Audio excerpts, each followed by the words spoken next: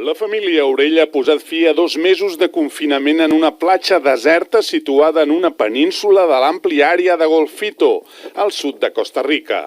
Els 2 atletes de curses de muntanya i la seva filla Ona, de 5 anys, han viscut una experiència vital que difícilment oblidaran. Sí, una experiència de sobrevivència, de viure amb molt poc. La vida era molt bàsica, al final estàvem cuinant a terra, fent focs, no teníem electricitat, ni gas, ni res. El nostre campament estava just al costat d'uns llacs on hi havia caimans. Bueno, que no sigui una cosa perillosa, però la persona indígena que estava per aquí ens deia que no surten de l'aigua i en realitat només poden ser un perill si et fiques el peu a prop.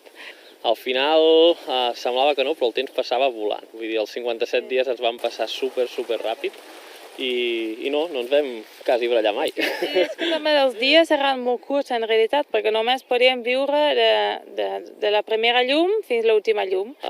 La sorpresa va ser enorme, trobar-me un puma de cara. El vaig veure i li vaig fumar un crit de «Ataca'm, sisplau, que acabi el sofriment», perquè estava molt cansat i del crit va donar la mitja volta i se'n va anar fondint cap amunt. El coronavirus va interrompre bruscament la seva particular volta al món.